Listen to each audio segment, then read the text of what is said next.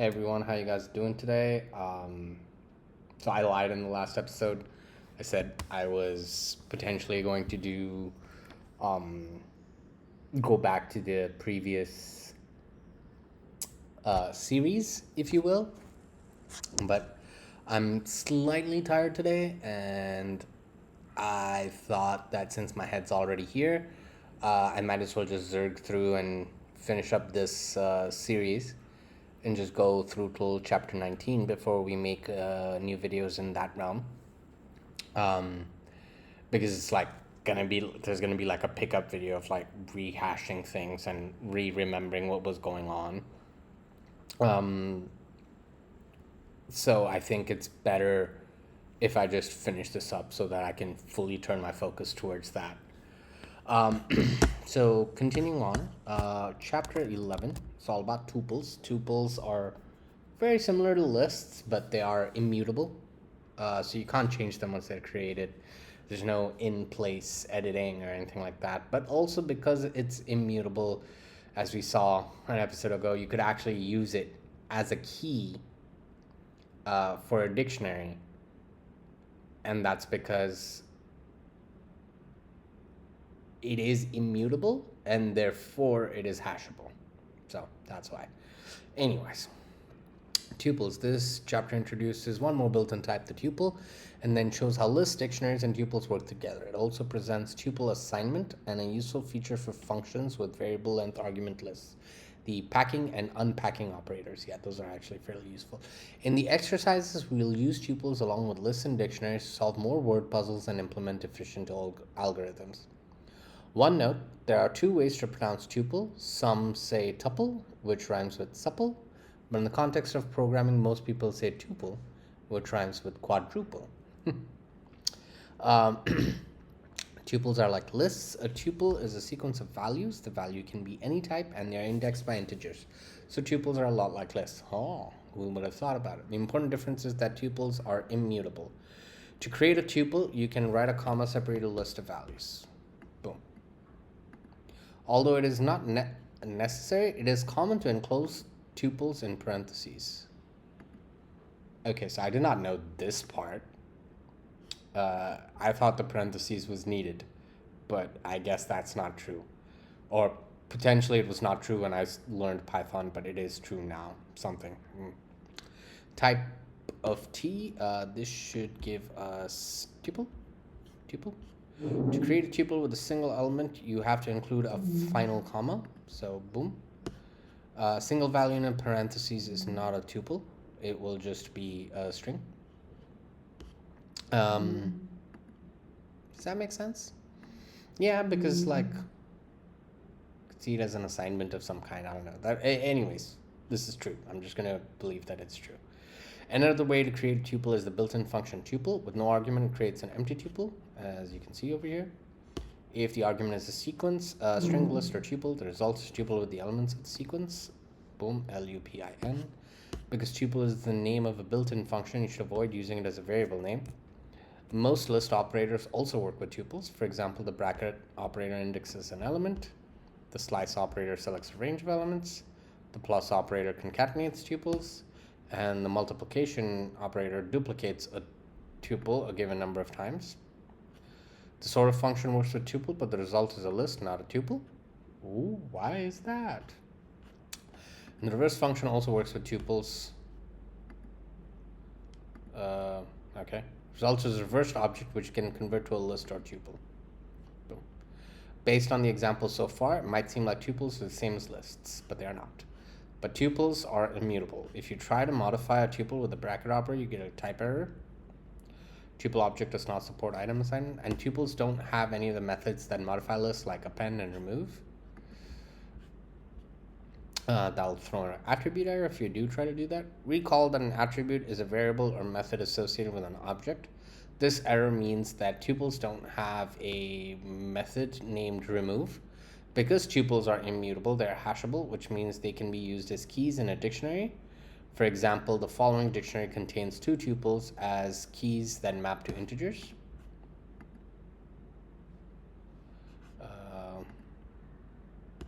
Okay, so I bought this up actually the other day. Or if we have a variable that refers to a tuple, we can use it as a key. Tuples can also appear as values in a dictionary, also true. Tuple assignment. You can put a tuple of variables on the left side of an assignment and a tuple of values on the right. The values are assigned to the variables from left to right in this example. In this example, A gets the value 1 and B gets the value 2. We can display the results like this. Well, wait, I ran this first. I don't understand what's going on. There you go. More generally, if the left side of an assignment is a tuple, the right side can be of any kind of sequence, string, list, or tuple. For example, to split an email address into a username and a domain, you could write username comma domain, email.split with the @ so that will split this string on @. The return value from split is a list with 2 elements. The first element is assigned to username and the second is assigned to domain. So Monty, python.org. Number of variables on the left and the number of values on the right have to be the same, otherwise you get a value error. Yeah, for sure. Tuple assignment is useful if you want to swap the values of 2 variables. With conventional assignment, you have to use a temporary variable like this.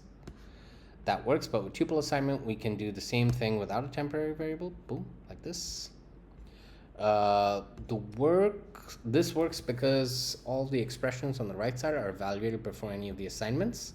We can also use tuple assignment in a for statement. For example, to loop through the items in a dictionary, we can use the items method. Boom, boom. Yeah, so the items method returns each key value pair as a tuple, essentially. For each time through the loop, the item is assigned a tuple that contains a key and the corresponding value. We can write this loop more concisely like this. For key comma value in d.items and just boom, print it like that instead of defining that inside. Tuples, each time through the loop, a key and the corresponding value are assigned directly to key and value.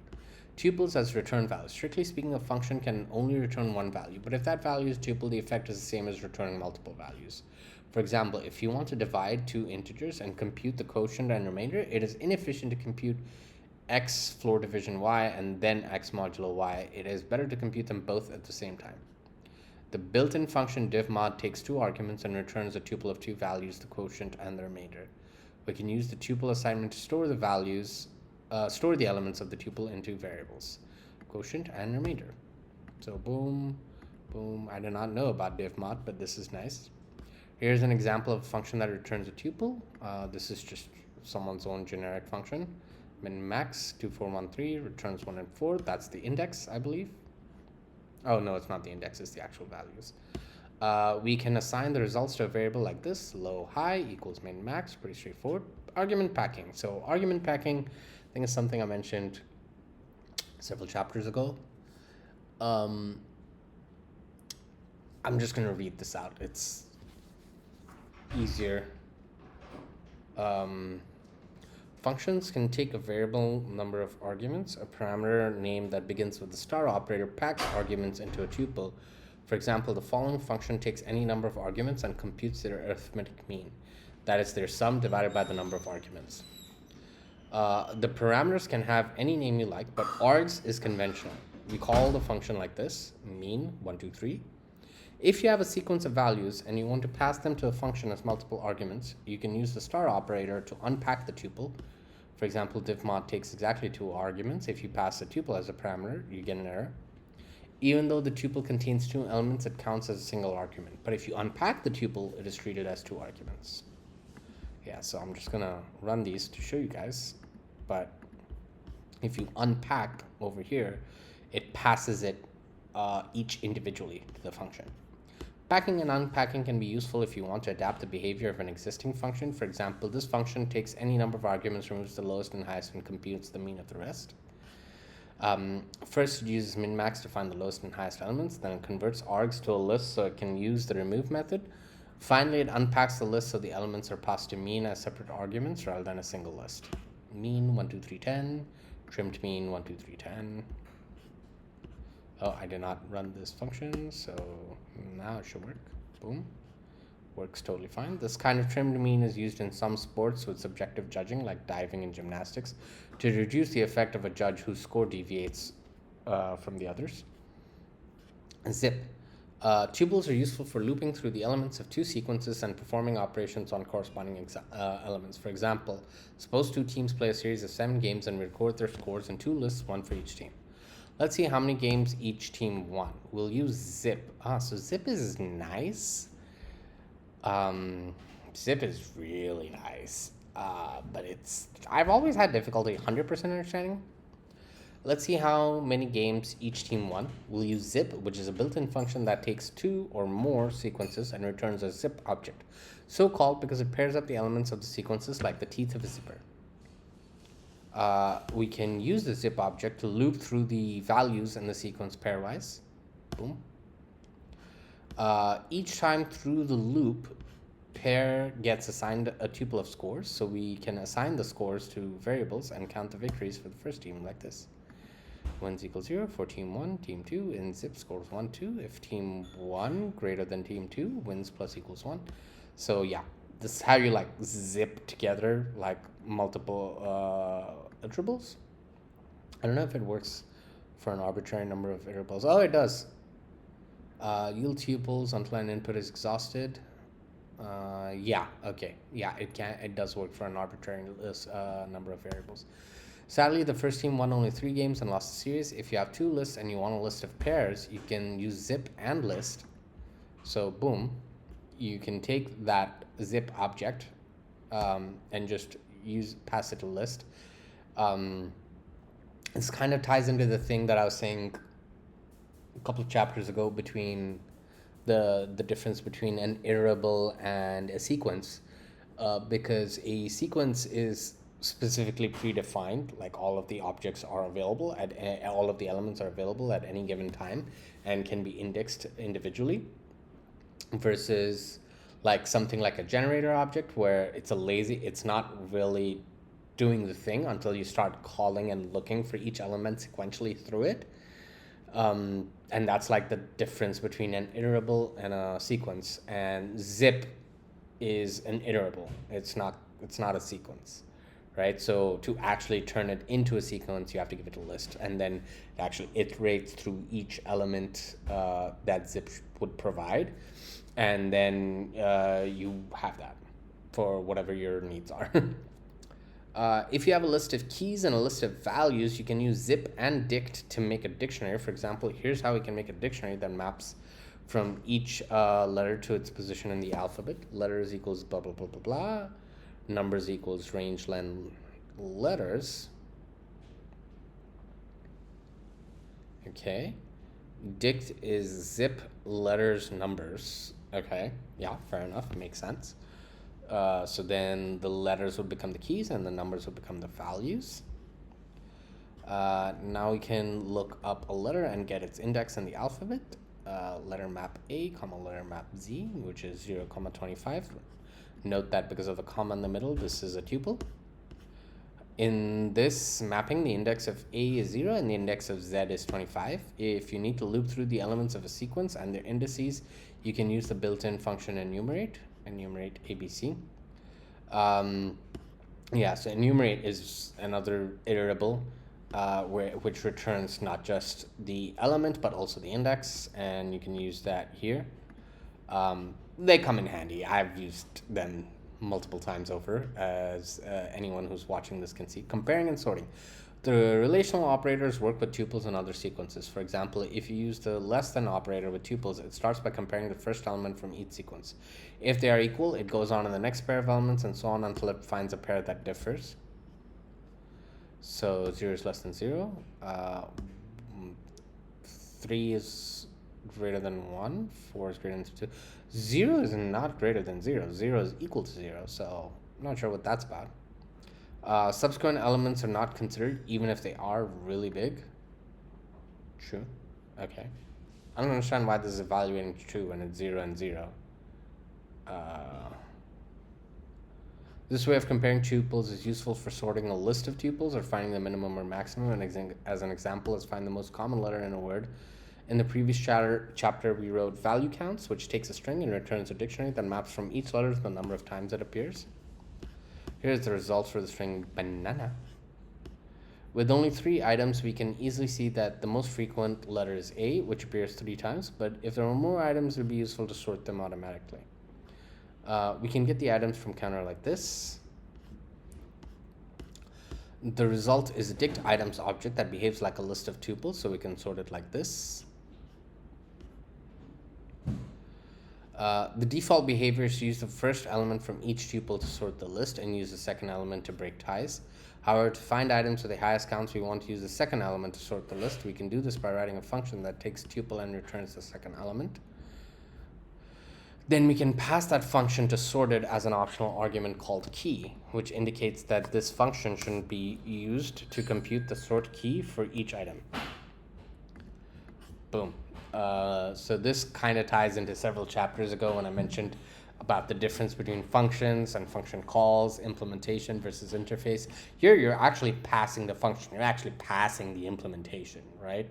Now, and then the function you are passing to, in this case sorted, is actually going to use that function, right? So that's interesting.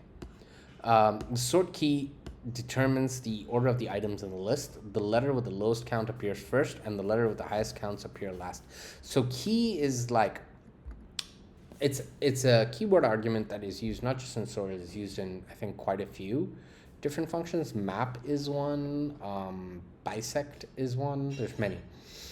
And essentially what it is like, it's, if there's some sort of sorting element, or even if there's not some sort of sorting element, you want to do something to each element in that function or something like that. Commonly, it's just a keyword argument that is passed a function, and then that function is used to complete its job, right? So in this particular case, you want to pass key to sort it to overwrite its default behavior, right? Which in this case with tuples is to just check the first element, right? But we actually care about the second element. So that's why we create this function and give it to key. The short key determines the order of the items in the list. The letter with the lowest count appears first, and the letter with the highest count appears last. So we can find the most common letters like this. Boom, and I gotta sorted items. There you go. If you only want the maximum, we don't have to sort the list. We can use max, which also takes key as an optional argument. Boom, right there. To find the letter with the lowest count, we could use min the same way. Inverting a dictionary. Suppose you want to invert a dictionary so you can look up a value and get the corresponding key. For example, if you have a word counter that maps from each word to the number of times it appears, you can make a dictionary that maps from integers to the words that appear that number of times. But there's a problem. The keys in a dictionary have to be unique, but the values don't. For example, in a word counter, there could be many words with the same count. So one way to invert a dictionary is to create a new dictionary where the values are lists of keys from the original. As an example, let's count the letters in parrot. D equals value counts parrot. If we invert this dictionary, the result should be 1 PAOT, 2 R, which indicates that the letters that appear are PAONT, and the letter that appears twice in R. The following function takes a dictionary and returns its inverse as a new dictionary. And the for statement loops through the keys and values in D. If the value is not already in the new dictionary, it is added and associated with the list that contains a single element. Otherwise, it is appended to the existing list. We can test it like this, invert dict D, boom, totally works, and we get the result we expected. This is the first example we've seen where values in a dictionary are lists. We will see more. Oh boy, you will definitely see more. Debugging. Lists, dictionaries, and tuples are data structures. In this chapter, we're starting to see compound data structures like lists of tuples of dictionaries that contain tuples as keys and lists as values. Compound data structures are useful, but they are prone to errors caused when a data structure has the wrong type, size, or structure. For example, if a function expects a list of integers and you give it a plain old integer, not a null list, it probably won't work. To help debug these kinds of errors, I wrote a module called structshape that provides a function, also called structshape, that takes any kind of data structure as an argument and returns a string that summarizes the structure. You can download it from from structshape. We can import it like this. Here's an example. It's a list of 3 int, list of 3, list of 2 int, list of 3 int, float 2 star 2, list of int. Here's a list of tuples, and here's a dictionary. Yeah, so I would not use whatever this is, structshape. I mean, you could, but this is not a package. It's just a random file you're downloading. That's just like, why? Don't do that. I mean, you can if you really want to, but completely unnecessary. Here's a list of tuples. Here's a dictionary. Here's the glossary for this chapter. Pretty simple chapter. The exercise in the chapter might be more difficult than exercise, so I encourage you to get help from a virtual assistant. Oh, really? I've thought the other ones were also difficult. Well, I mean, not super difficult, but definitely difficult for a beginner. One strategy you might consider is to break problems in pieces that can be solved with simple functions. Ask the virtual assistant to write the functions and test them. Then once they're working, ask for a solution to the original problem. You might find these suggestions useful. Okay. This chapter I said that tuples can be used as keys in dictionaries because they are hashable, and they're hashable because they're immutable. But that is not always true. If a tuple contains a mutable value like a list or a dictionary, the tuple is no longer hashable because it contains elements that are non-hashable. That makes sense. As an example, here's a tuple that contains 2 lists of integers. Boom, boom. Write a line of code that appends the value 6 to the end of the second list in T. If you display T, the result should be 1, 2, 3, 4, 5, 6. Okay. Shouldn't be too bad.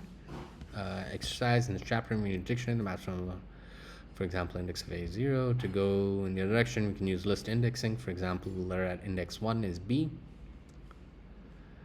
We can use letter map and letters to encode and decode words using a Caesar cipher. A Caesar cipher is a weak form of encryption that involves shifting each letter by a fixed number of places in the alphabet, wrapping around to the beginning if necessary. For example, A shifted by 2 is C, and Z shifted by 1 is A. Write a function called shiftword that takes, okay, so that's another one. Write function, most frequent letters, that takes strings, Exercise. In a previous exercise, we tested whether 2 strings are anagrams by sorting the letters. Okay, there's quite a lot of exercises here. They're good ones, for sure. Totally recommend bonus exercise that is not in the book. It is more challenging than the other exercise in the chapter, so you might want to ask virtual or come back to it after you've read a few more chapters. What as long as the letter remains valid as you remove its letters one at a time. New letters can be removed from either end or the middle, but you can't really arrange any of the letters. Every time you drop a letter, you wind up with another English word. If you do that, you're eventually going to wind up with one letter, and that too is going to be an English word, one that's found in the dictionary. I want to know what's the longest word and how many letters does it have. Okay. Yeah, this does seem kind of involved. Really involved, really good exercise. This is a good book. I definitely recommend this for someone who's starting off, like 100%. Maybe I'll call the series Reviewing Think Python. I don't know. I don't know. Anyways, I think that's it for this video, and I'll just move on to the next one. Thank you guys for everything, really. I mean, even if you're not watching this video, you exist out there, and you existing means I exist, weirdly enough, right? I think the world is quite interconnected, and not just these days, like ever, and everyone's existence is kind of predicated on everyone else's existence.